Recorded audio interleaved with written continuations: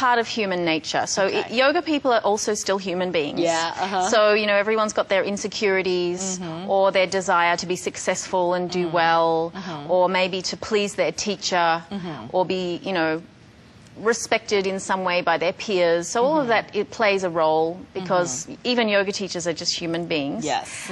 But as I say, I find that as a general culture in the community, people are pretty laid back. Wow.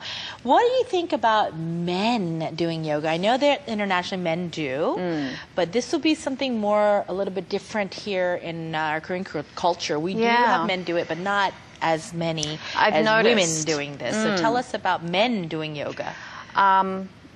Real men do yoga. So that's a little joke. You know, traditionally, it was only men doing yoga. Women weren't even allowed to do yoga, traditionally. And these days, this whole, you know, modern evolution of yoga is mostly women.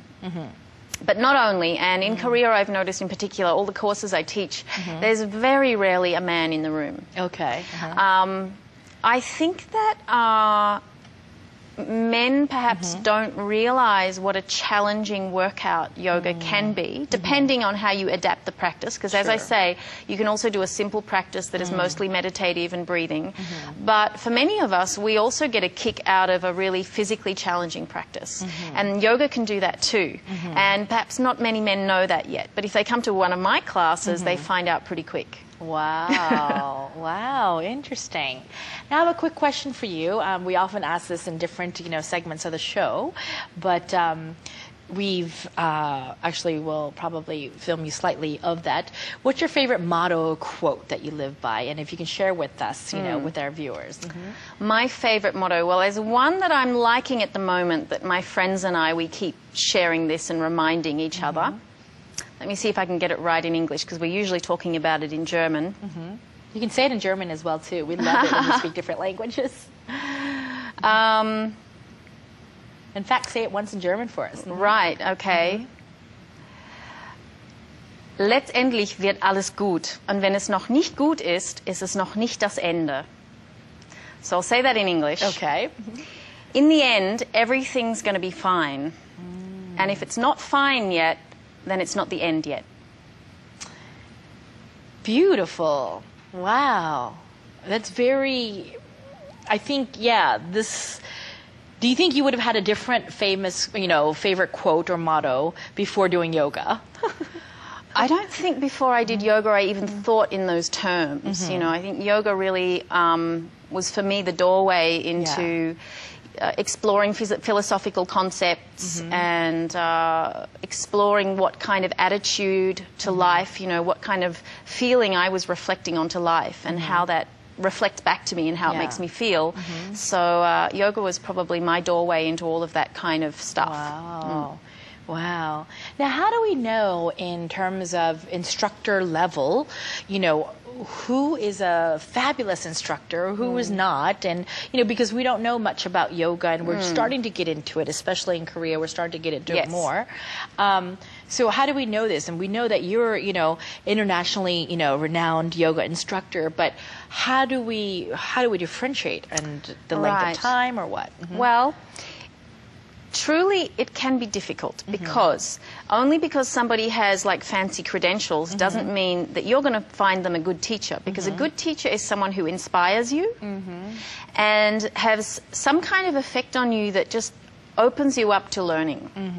My Italian teacher's like that. My Italian teacher, I tried many different Italian teachers, and when I'm with her, I can speak. Somehow there's something about her that makes me feel more confident, and she knows how to coach me and teach me in exactly the right way that I don't feel insecure, and then I make good progress, etc.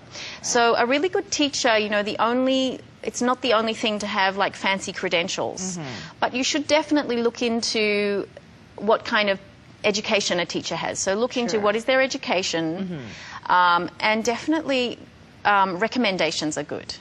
And then go and try a class, because at the end of the day, trust your own judgment. If you go and have a good experience with someone and you feel better afterwards, and you can tell that they're knowledgeable, you know, they're not just you know, the class isn't dangerous or bad for your health or dangerous in some way for your body. They seem knowledgeable and you feel comfortable, and they treat you well, and you leave feeling happy and you've got a smile on your face, then that's a pretty good teacher. Yeah. I feel it now without even have done yoga with you. So, yeah, we're going to go ahead to this segment real quick.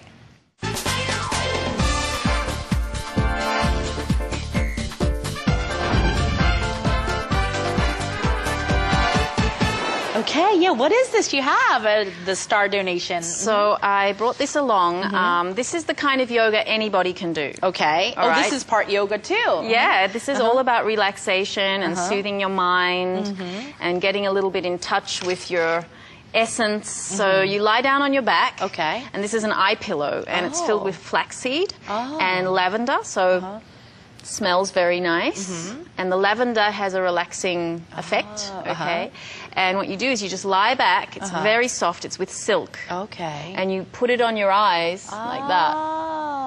And so obviously it's dark, it smells nice, and it's not heavy, but there's a little bit of weight, and it just helps you relax. Yeah. Okay. And that's a really good kind of yoga too. Just lie down on your back and put the eye pillow on. Maybe put a timer on for 10 minutes, 12 minutes, and then just be still. Don't move. Just relax. Yeah. For 10, 12 minutes or so. Yeah, 10 to 12 minutes is good. Good music.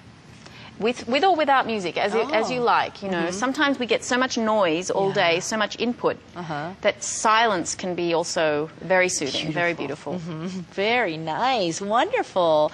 Can I touch it? Sure. Yeah. Wow, it is nice and silky. It's very nice.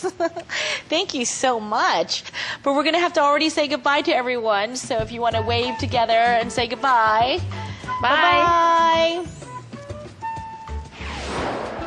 Yoga reminds us that the happiness we seek is inside of us. We are that bliss. Barbara No actually said this. And once again, in this fast-paced world, perhaps we need to stop everything and retreat to our inner self and seek that happiness. This, I believe, would be wonderful if it was actually done by loved ones around you. Seek that happiness together. Also, for learning English, that works together with others too. Try it. Bye-bye.